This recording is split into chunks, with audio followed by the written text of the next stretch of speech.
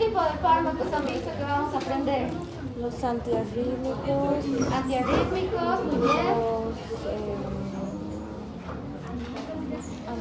Antihipertensivos. Antiplaquetarios. Exacto. Y polipemiantes tenemos que mencionar. ¿Ya? Muy bien. Bien. Entonces, primero tenemos que pensar en cuál es la función del sistema cardiovascular. ¿Qué hace? ¿De qué se ocupa? De enamorarse. Bombear sangre. Distribución de sangre. ¿Qué hace el sistema cardiovascular? Los 4 mosqueteros. ¿Qué hace? ¿De qué se ocupa el sistema cardiovascular? ¿Llevar oxígeno a la sangre o transportar la sangre? Ya. ¿Qué más? ¿Qué más hace?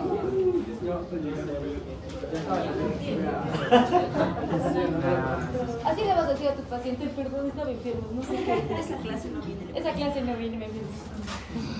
¿Qué hace el sistema cardiovascular aparte de transportar la sangre? ¿Para qué transporta la sangre? oxigenar los órganos? Ya, entonces para cumplir con los requisitos de los tejidos. Si cumple con los requisitos de los tejidos, entonces cuando el corazón especialmente no funciona como bomba o los vasos no son capaces de transmitir o de llevar la sangre a sus territorios, ¿qué pasa? Hipotensión arterial. Ya. Hipoxia. Hipoxia. Si hay hipoxia, hay necrosis, ¿no es cierto? Isquemia, necrosis. Entonces nuestro trabajo es evitar esas complicaciones. ¿Qué tipo de enfermedades afectan al sistema cardiovascular? Las más comunes. La hipertensión arterial. Ya, hipertensión arterial, aterosclerosis. ¿Qué más? Trombosis. Trombosis. Trombosis. Eso también tenemos que ver anticoagulantes.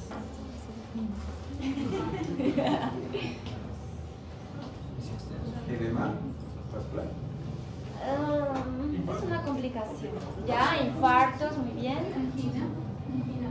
Anginas. Insuficiencia. Eso, muy bien, insuficiencia cardíaca. ¿Sí? Les menciono específicamente la insuficiencia cardíaca porque cuando veamos el tratamiento de la insuficiencia cardíaca vamos a prácticamente abarcar casi toda la farmacología cardiovascular. ¿Ya? Entonces, ¿qué es la insuficiencia cardíaca?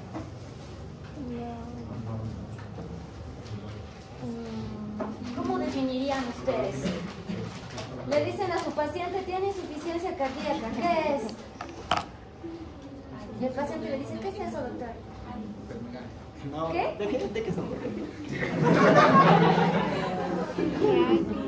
Estás en farmacología, por si acaso. No. Soy la doctora. Si tú le dices a tu paciente, señor, tiene insuficiencia cardíaca, y tu paciente te dice, ¿qué es eso, doctor? ¿Qué le dices? Le explico de qué es la razón cuando el corazón está dejando de... no hay un buen ingreso de sangre en el corazón. Le explico Ya. eso. Ya, a ver, anda, sentate. Su compañero dice, no hay un buen ingreso de sangre al corazón. Va a estar alterado el gasto de la sangre.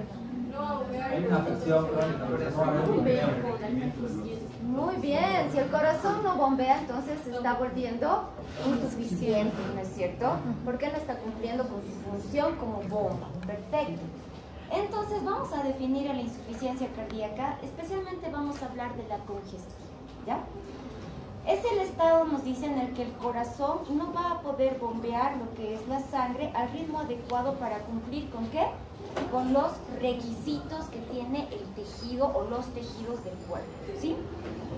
Ahora, si el corazón no puede bombear adecuadamente, no hay un flujo de sangre adecuado a los tejidos. ¿Qué va a pasar? Porque el organismo no se va a quedar calladito, ¿no es cierto? Va a empezar a manipular mecanismos de compensación. Clínicamente vamos a ver cianosis. ¿Qué más? Taquicardias, ¿sabes? Vasoconstricción, taquicardia, ¿no es cierto? ¿Por qué? Porque la vasoconstricción va a permitir que aumente el volumen sanguíneo y por lo tanto pueda generar el llamado total del corazón y por lo tanto el impulso.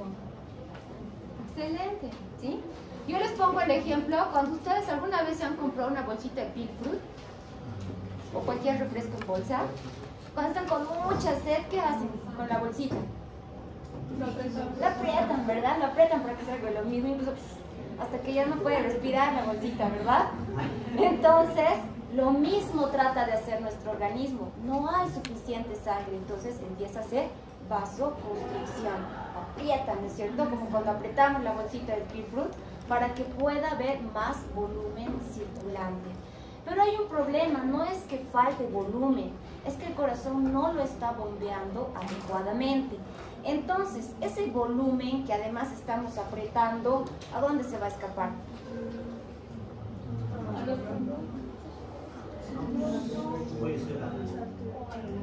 Eso se llama flujo de líquido al tercer espacio, ¿no es cierto? Líquido no circulante. Y eso nos provoca clínicamente los edemas en miembros inferiores, edemas pulmonares, edema en el mismo pericardio, ¿no es cierto? Entonces, para compensar estos mecanismos, el organismo todavía hace algo más. En realidad hace algo muy importante. Desencadena una respuesta que es la que origina esta vasoconstricción. ¿Qué es? Es un sistema.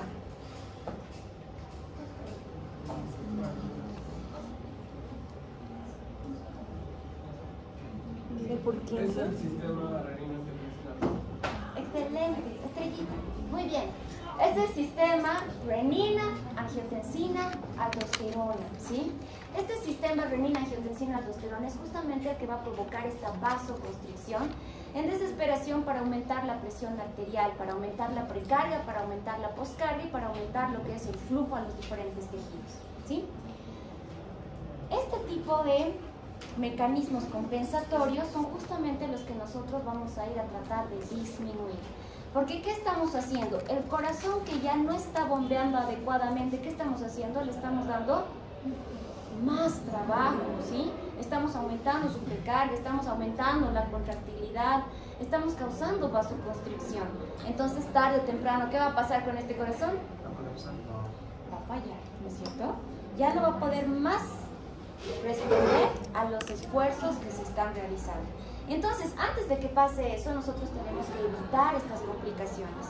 Y para eso vamos a ayudarle al corazón a disminuir su trabajo, pero que mejore su función, ¿sí? Y para eso vamos a tener diferentes fármacos. ¿Qué fármacos han visto que vamos a aprender? Antiplaquetarios. Diuréticos, antiagregantes plaquetarios, los YECAS, Antiarrítmicos. los ARAS, antiarrítmicos, ¿sí?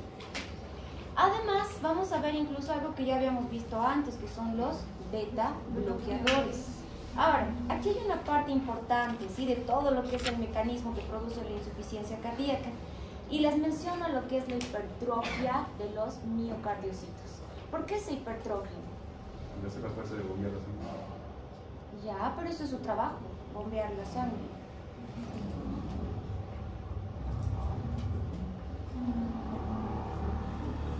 ¿Por qué se van a hipertrofiar? A ver, si ustedes van al gimnasio una semana, ¿qué va a pasar? Nada, no se van a poner su solerita, no van a creer que ya se nota, pero no se nota, no se engañen. ¿Qué pasa si van 6 meses al gimnasio? Ya está un poco mejor, ¿no es cierto? Ya está un poco mejor, ya se pueden poner sus calcitas levantacola. Bien. ¿Y qué más? ¿Qué pasa si van al gimnasio 2 años? Sagrado, todos los días, 2 horas de gimnasio. ¿Qué va a pasar? Hipertrofia de los músculos. Excelente, hay hipertrofia de los músculos. Cada que alguien les pregunte dónde está tal cosa, ustedes van a decir está por allá. Entonces, ya hay hipertrofia. ¿Por qué ha sucedido esa hipertrofia? Por un incremento del trabajo. ¿Qué está pasando con el corazón? Está trabajando más. Estamos incrementando su trabajo y el corazón no va al gimnasio 2 horas al día. El corazón está 24 horas, 365 días al año trabajando. Obviamente se va a hipertrofiar. Ahora, hay un problema porque la hipertrofia puede ser tanto excéntrica como concéntrica. Si es concéntrica, ¿qué le está quitando a los ventrículos o a las cavidades en general? Espacio. Y si le quita espacio, ¿qué le está quitando?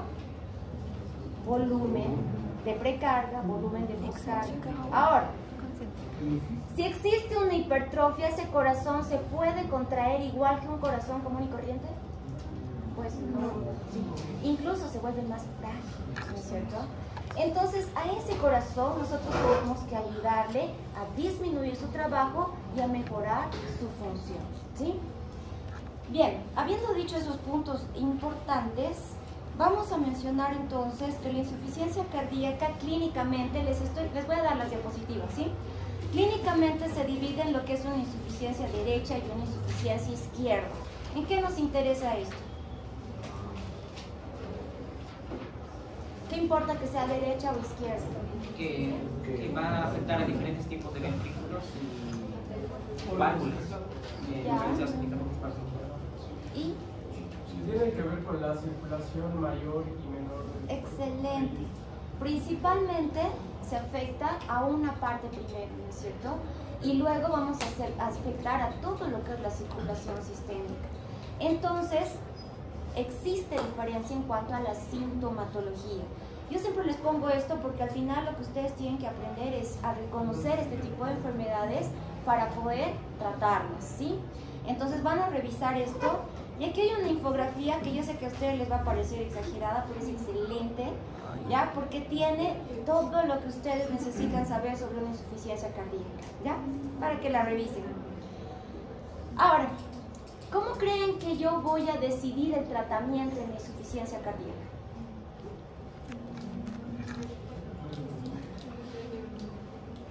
¿Depende de?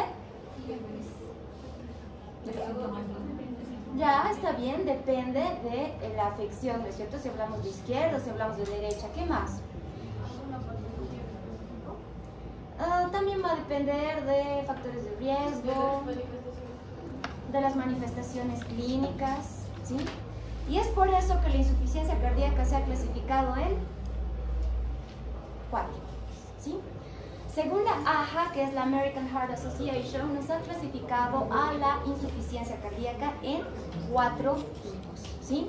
Tenemos el tipo A, el tipo B, el grado C o el tipo D, ¿sí? Farmacológicamente, nosotros le vamos a dar prioridad al tipo B y al tipo C. ¿Por qué? Porque en el tipo A se considera más que todos los factores de riesgo y el paciente se encuentra asintomático. Si el paciente está asintomático, lo que vamos a hacer es abocarnos a otro tipo de cosas, pero no vamos a dar un tratamiento específico para insuficiencia cardíaca, ¿sí?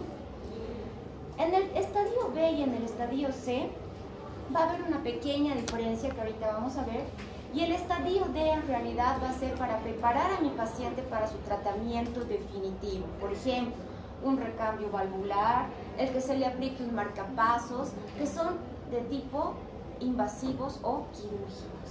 Entonces la parte farmacológica va a ir directamente a lo que es el apoyo a que mi paciente no progrese más y se mantenga vivo, en otras palabras, hasta que podamos dar el tratamiento definitivo, ¿sí? Ahora, esta clasificación la tienen igual en su libro, ¿ya?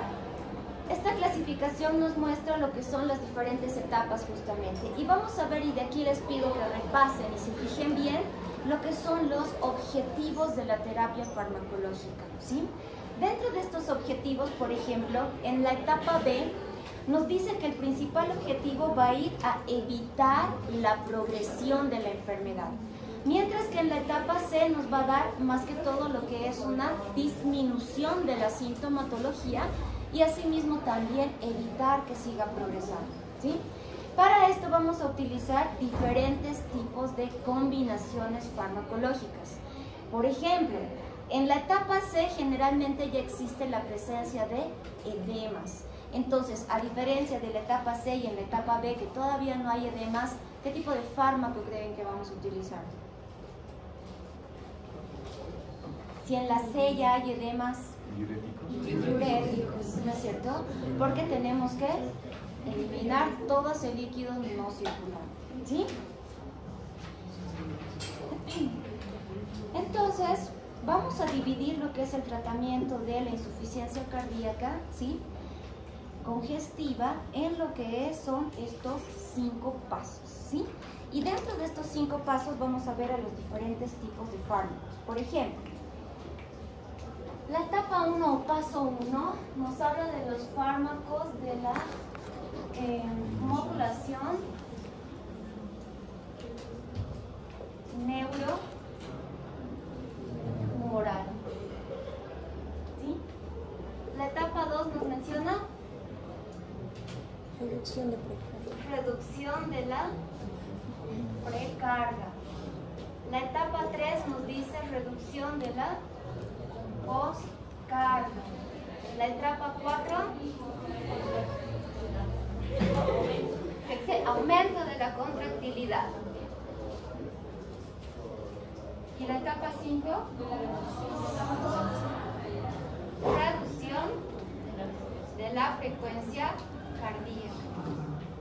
¿No les parece algo medio contraproducente decir aumento de la contractilidad y disminución de la frecuencia?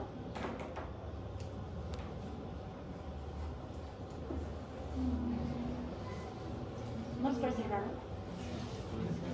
¿Por qué?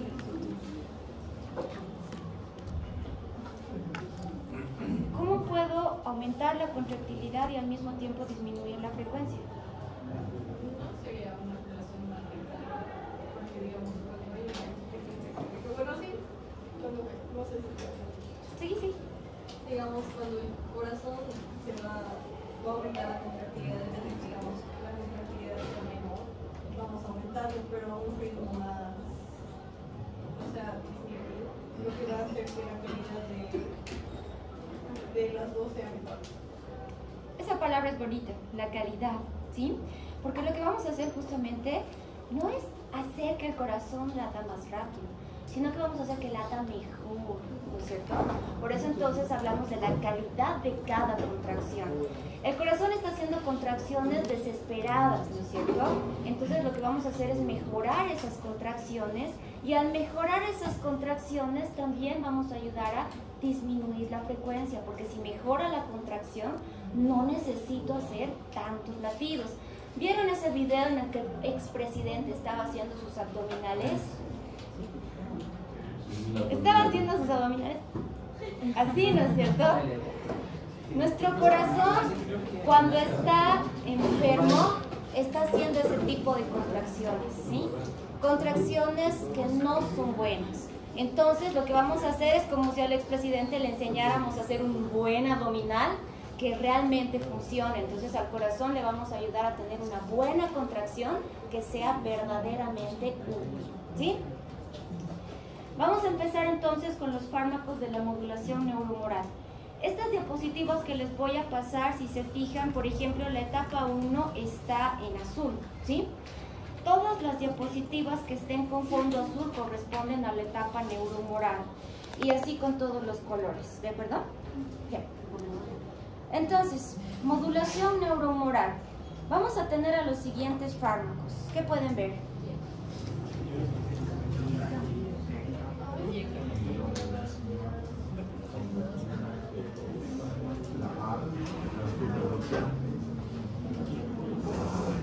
¿Qué son los IECAS? ¿Qué dice?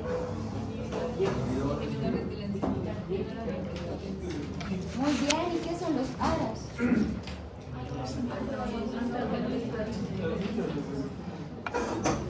Muy bien. Un ratito, les estoy compartiendo, ¿ya?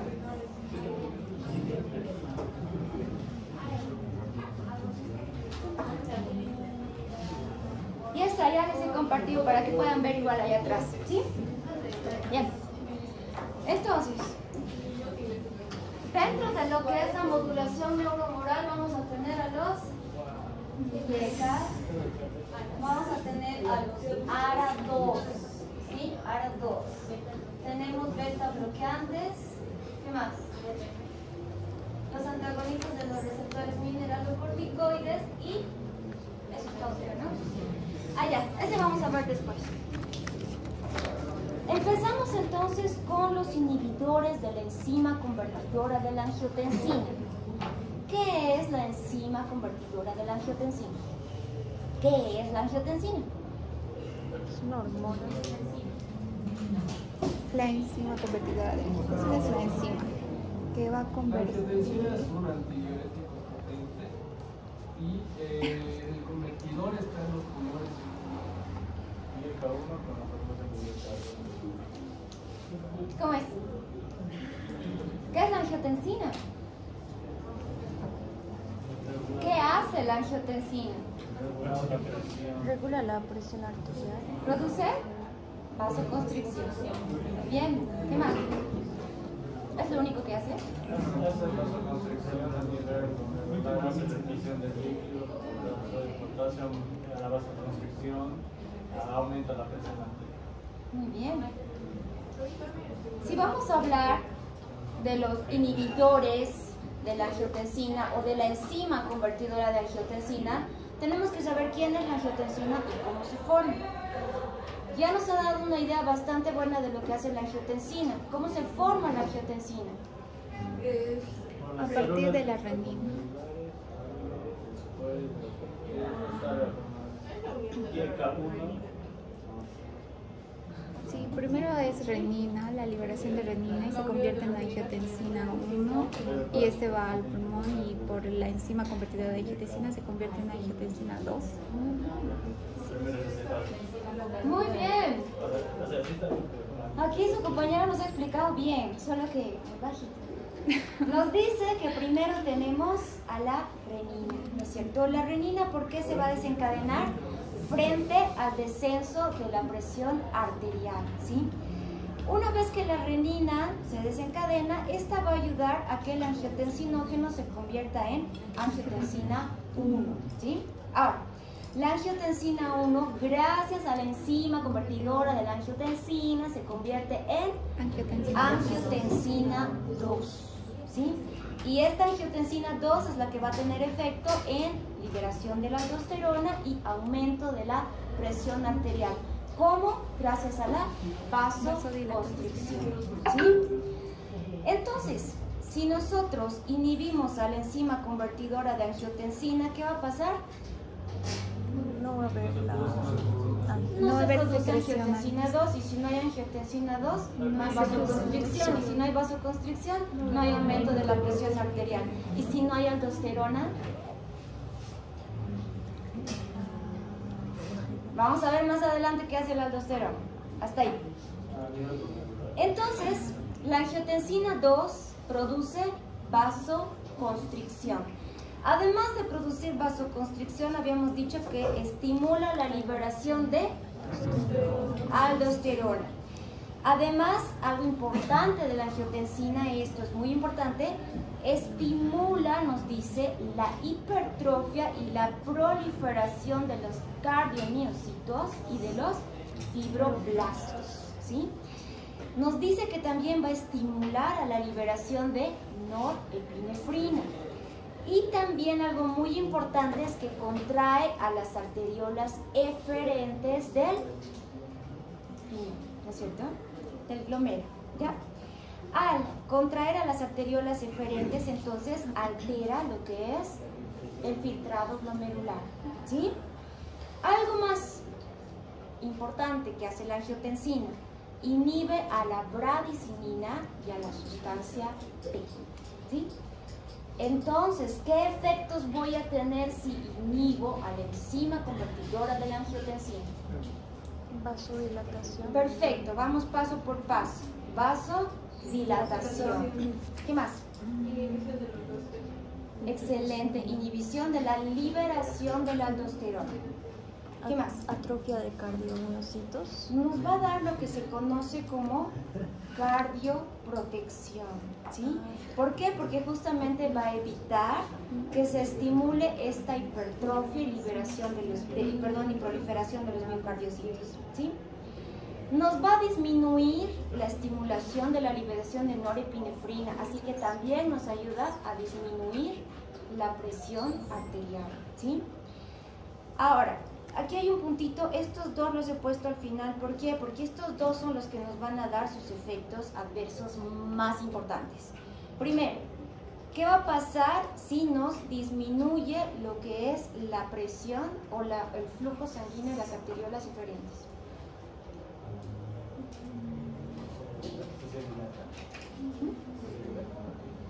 No.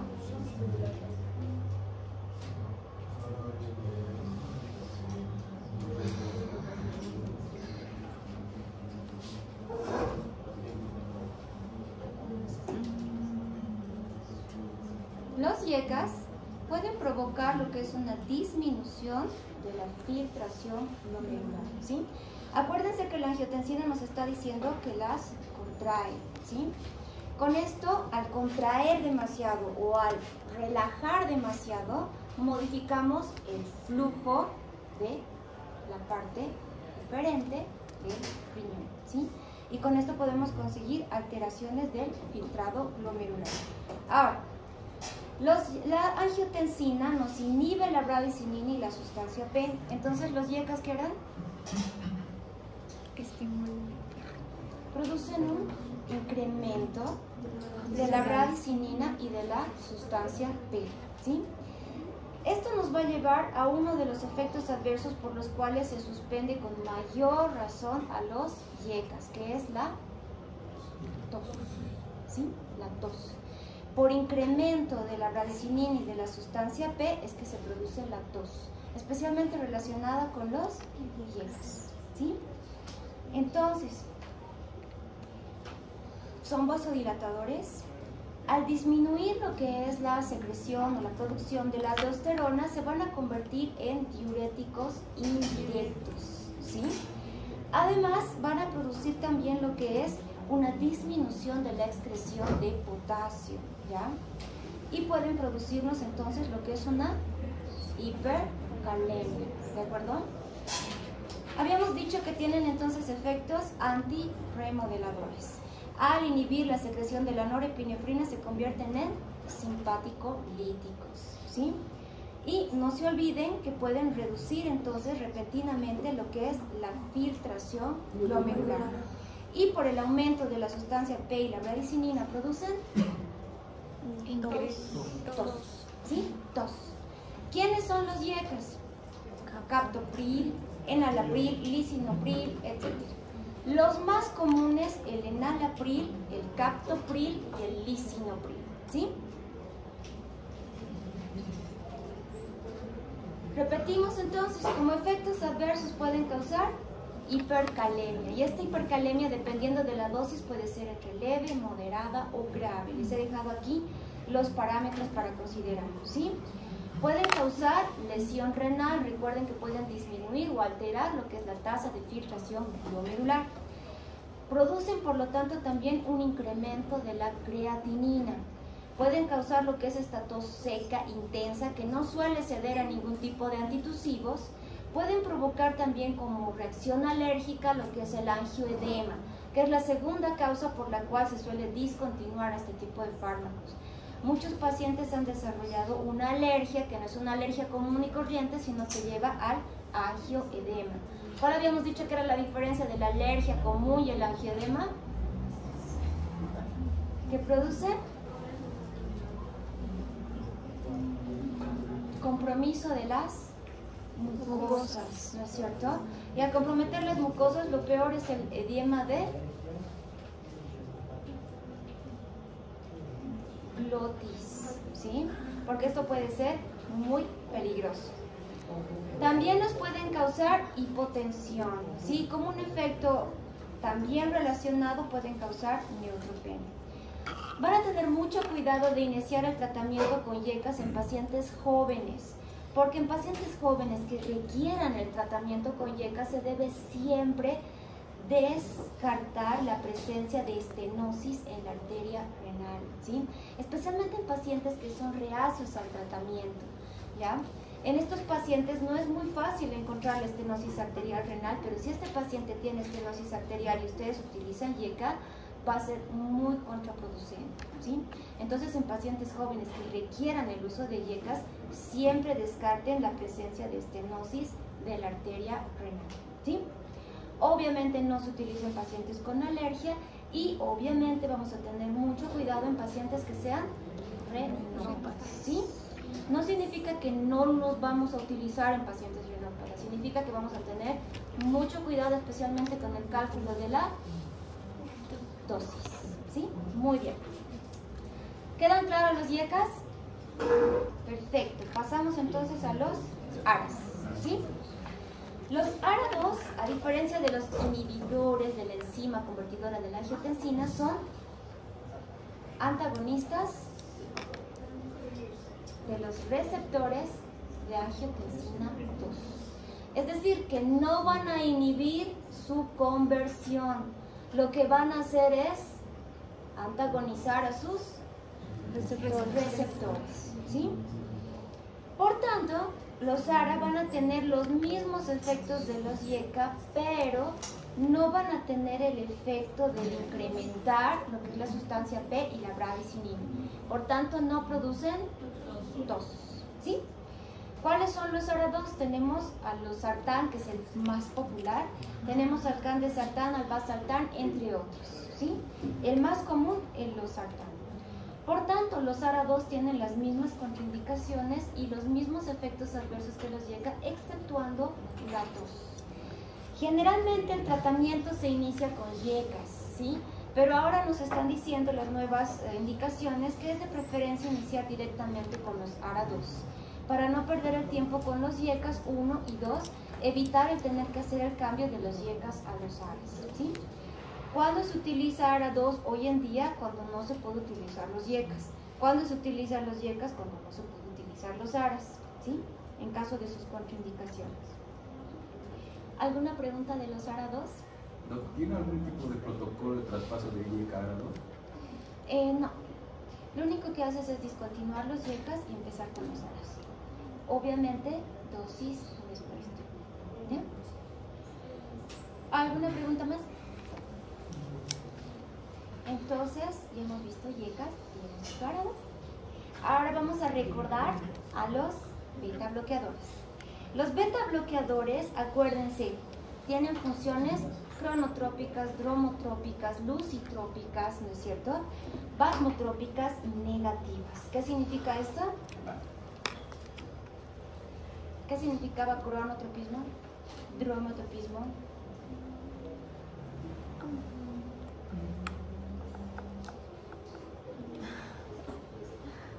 Bueno, pues lo van a repasar. Significa que disminuimos prácticamente todo el trabajo de los miocardiocitos, ¿sí? Ahora, recuerden que los beta bloqueadores tienen como efectos adversos la broncoconstricción, la vasoconstricción, pero de tipo periférica, ¿sí? Esto nos da, por ejemplo, efectos adversos en los pacientes como bradicardia, frialdad en las extremidades, sensación de adormecimientos, ¿sí? A diferencia de otras patologías como por ejemplo el infarto, lo que son los accidentes la enfermedad cerebrovascular, siempre suelen ser de tipo distal y de tipo bilateral, ¿sí? Nunca se dan solamente en un miembro. Si ustedes ven frialdad, adormecimientos en un solo miembro, no es por culpa del beta bloqueador, ¿sí? Siempre se da en los dos, ¿de acuerdo? Algo importante es que también pueden disminuir lo que es la producción de la glucosa hepática, es decir, de la gluconeogénesis, ¿sí? ¿Cuáles van a ser nuestros beta bloqueadores? No son los únicos, aquí me faltaba colocar igual al atenolol, ¿ya? Tenemos al bisoprolol, el atenolol y uno de los más comunes, el carvedilol. Y también tenemos al bisoprolol, ¿sí? Bisoprolol, carvedilol y atenolol. Aquí lo he repetido el bisoprolol, era el atenolol, ¿ya? Van a tener entonces mucho cuidado con los efectos que producen bradicardia. Y si ustedes ya tienen de hecho un paciente que tiene bradicardia, no se utilizan a los beta bloqueadores. Y respecto a los pacientes asmáticos, podemos utilizar, por ejemplo, los que son beta bloqueadores de tipo selectivos, ¿sí? Entonces recuerden a sus beta bloqueadores. Siguiente, tenemos a los antagonistas de los receptores mineralocorticoides. Dentro de estos antagonistas, vamos a mencionar que estos se convierten en también diuréticos ahorradores de potasio. ¿Por qué? Porque hay que recordar, si vamos a antagonizar a la aldosterona, hay que recordar qué es lo que hace la aldosterona, y para eso les he puesto esto. ¿Qué hace la aldosterona? Retención renal. Retiene líquidos y Sodio. sodio, ¿no es cierto? Líquidos y sodio.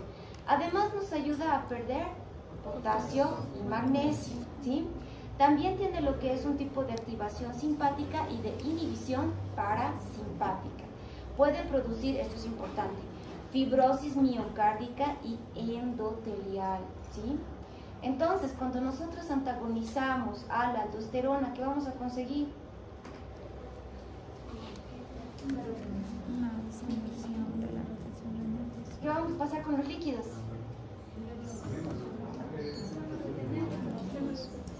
¿Se van a retener? No se van a retener. Más bien los vamos a excretar, ¿no es cierto? Por eso es que se convertía, les dije, en un diurético, ¿verdad? Ahora, algo positivo y que nos ayuda en los pacientes con hipertensión es que también vamos a ayudar a eliminar sodio, ¿sí? Muy importante.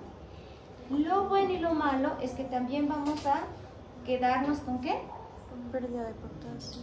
Si la aldosterona nos hacía perder potasio, si la antagonizamos, Vamos a tener más potasio y magnesio. Hiperpotasemia. nos quedamos con el potasio. Por eso se convierten en diuréticos ahorradores de potasio, ¿sí? Al antagonizar a la aldosterona, se convierten en diuréticos ahorradores de potasio, ¿sí? Porque eliminan líquidos, eliminan sodio, retienen potasio y retienen magnesio, ¿sí? Lastimosamente, al ser antagonistas de receptores mineralocorticoides, en varones nos van a producir en mujeres dismenorrea, y en ambos pueden producir hipercalemia, ¿no es cierto? No se confundan la hipercalemia con la hipercalcemia, ¿sí? También pueden causar disminución del filtrado glomerular. No se recomienda en pacientes diabéticos y tampoco en pacientes de edad avanzada. Obviamente no los vamos a mezclar con otros ahorradores de potasio, ¿sí? ¿Cuáles son nuestros antagonistas de los receptores mineralocorticoides? El más popular, la espironolactona, y también tenemos a la exenerona y otros, ¿ya? Pero el más común es nuestra espironolactona, ¿sí? ¿Alguna pregunta hasta aquí? Ya hemos visto con esto entonces los más importantes del primer grupo. El primer grupo era el de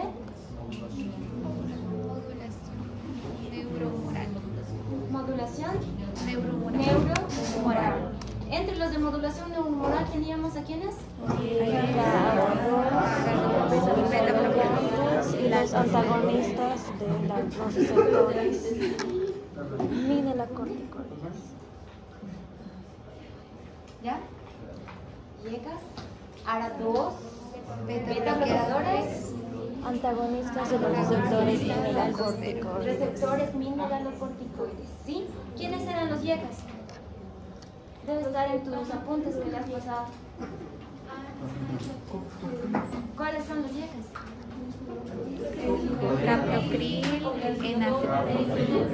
Captopril, enalapril. Muy bien, ¿cuáles eran los ARAS? Los sartán, sartán. Beta bloqueadores. Bisoprolol, Bisoprolol, atenolol, carvedilol, ¿no es cierto?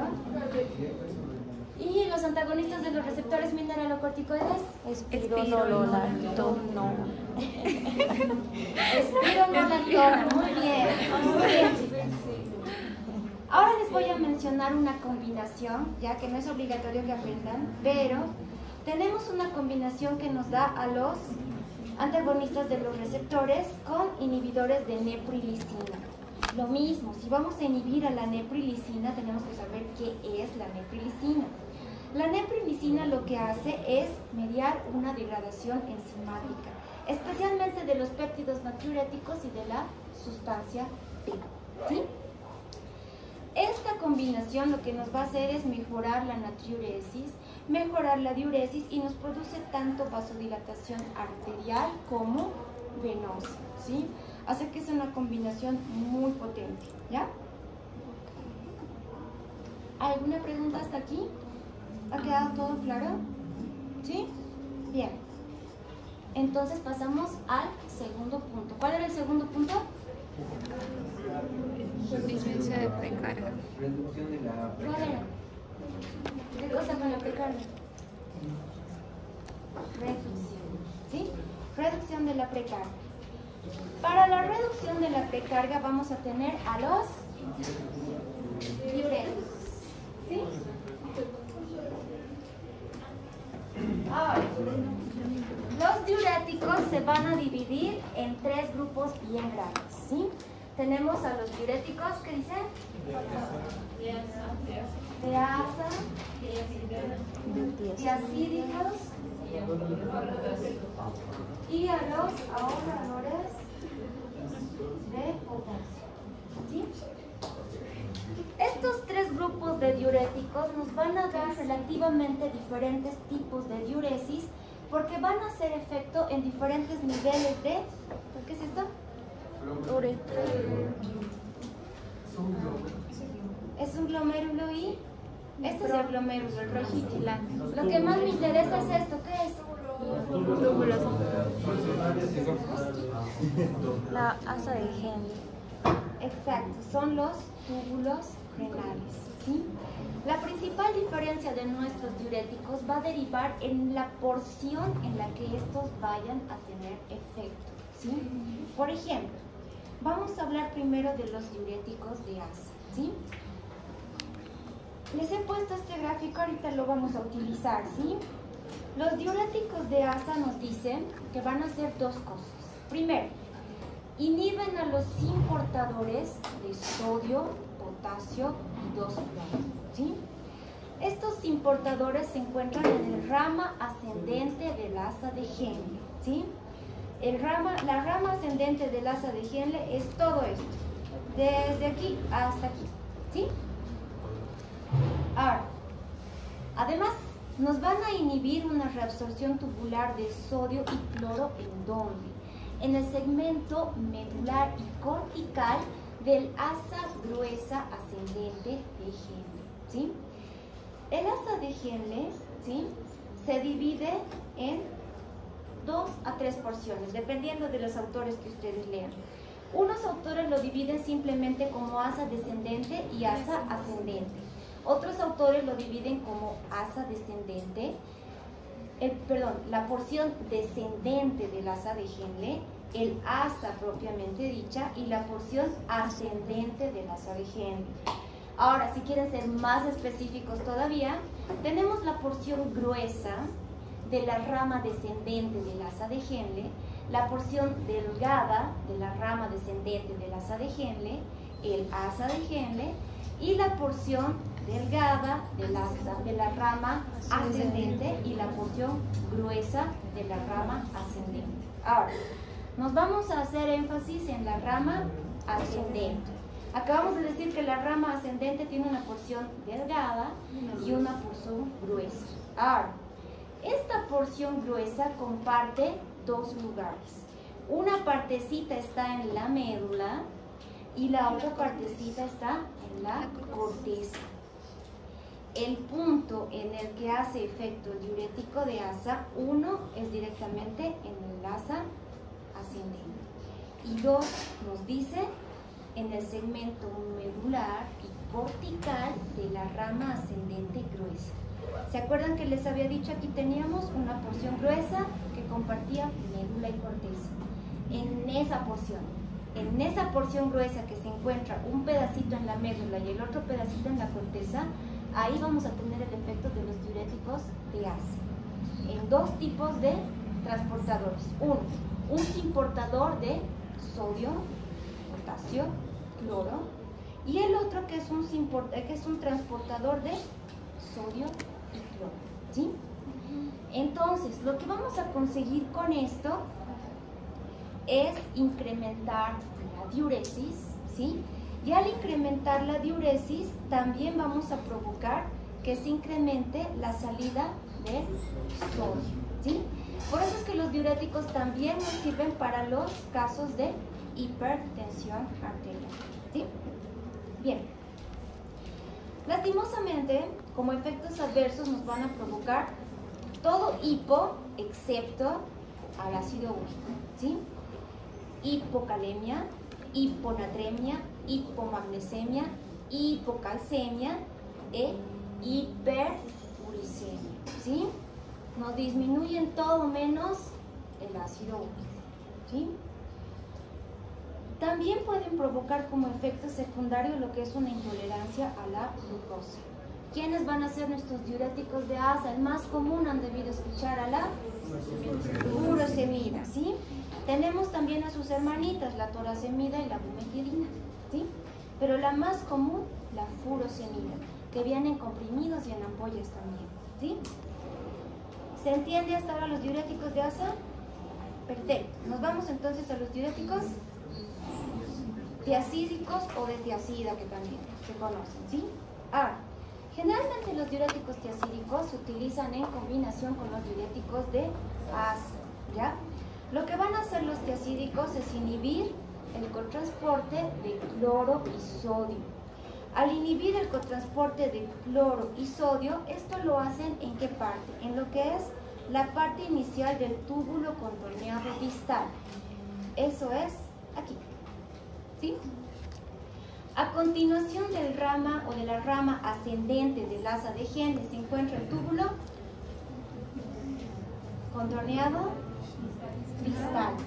En esta partecita que es el principio, la parte proximal, porque por si acaso el túbulo contorneado distal se divide en lo que es la parte proximal, la parte media y la parte distal, ¿sí? Entonces, en este túbulo contorneado distal, en la parte proximal, ahí tenemos el efecto de los tiacídicos. Y los tiacídicos van a inhibir el cotransporte de cloro y sodio, ¿sí? Esto les va a dar también un efecto que les permite lo que es vasodilatación. Y al vasodilatación disminuimos la presión arterial, ¿sí? ¿Quiénes van a ser? Tenemos varios, pero los que yo les voy a mencionar, o el más importante es la hidroclorotiazida, que igual han debido escuchar, es muy común, ¿sí? ¿Alguna pregunta hasta aquí? Siguiente, tenemos a los ahorradores de potasio. Dentro de estos ahorradores de potasio, no se olviden que se encuentra nuestra espironolactona, que era nuestra antagonista del receptor mineralocorticoide, ¿no es cierto? Habíamos dicho que al inhibir a la aldosterona se convertía en un diurético ahorrador de potasio. Entre los otros diuréticos ahorradores de potasio tenemos a la amilorida y al triamtereno. Generalmente se acompañan estos con otros tipos de fármacos de los que acabamos de mencionar.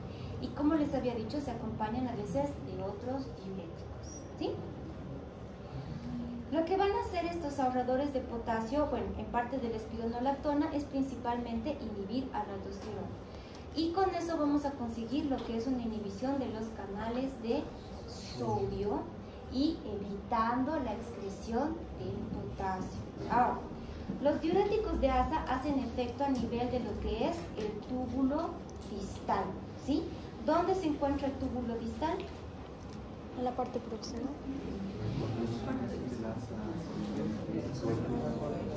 En la parte distal del túbulo contorneado distal. Es esta pequeña porción que tenemos que se va a ir a unir al túbulo colector, ¿no es cierto? Entonces, si ustedes se han dado cuenta, tenemos efecto de los diuréticos en el asa, ¿sí? En la parte proximal del túbulo contorneado distal y en la parte distal del túbulo contorneado distal, ¿sí? Asa, tiacídicos, ahorradores de potasio, en orden, no hay dónde perderse, ¿ya? Asa, sodio, potasio, cloro, en los importadores y en los transportadores. Tiacídicos, cloro y sodio. Y los ahorradores de potasio excretan sodio y se retienen al potasio. ¿De acuerdo? ¿Dudas? ¿Preguntas? ¿No? ¿Quedan claros los diuréticos? Bien. Los diuréticos es importante recordar que no se utilizan en pacientes que no tengan congestión. ¿Cómo se ve clínicamente la congestión?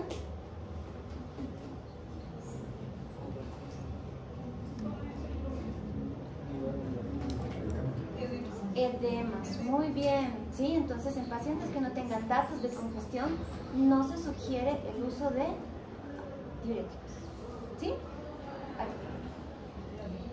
Ahora, los que tienen alteraciones, no se olviden a nivel del potasio, dependiendo si son inhibidores de la aldosterona o ahorradores propiamente dicho del potasio, no se olviden que pueden producir hipercalemia, ginecomastia, pueden producir disfunción eréctil en mujeres, dismenorrea, ¿sí? Y también pueden causar lo que es, ahí hemos dicho, ginecomastia, ¿no? En varones principalmente. ¿Ya?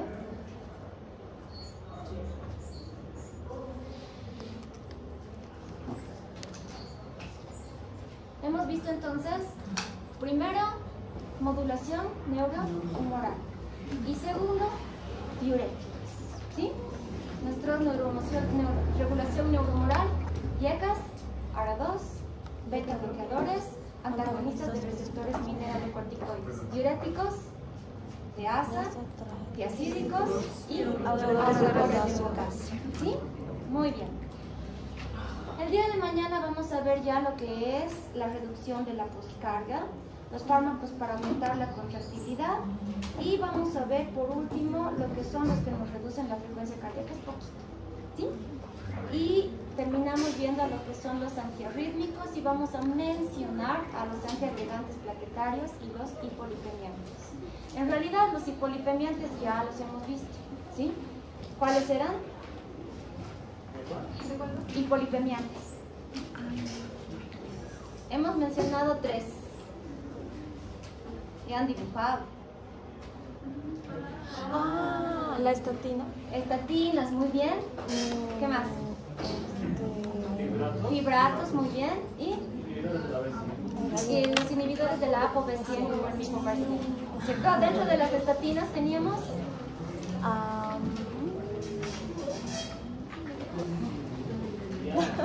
atorvastatina, ¿no es cierto? Los fibratos, el más común, el gemfibroncil, ¿sí? Gemfibroncil. De eso no vamos a ver ya mucho. Y los antiagregantes plaquetarios que vamos a dividir entre lo que son anticoagulantes o antiagregantes plaquetarios propiamente dichos, ¿sí? Repasen, por favor, chicos, les estoy pasando las diapositivas, ¿ya?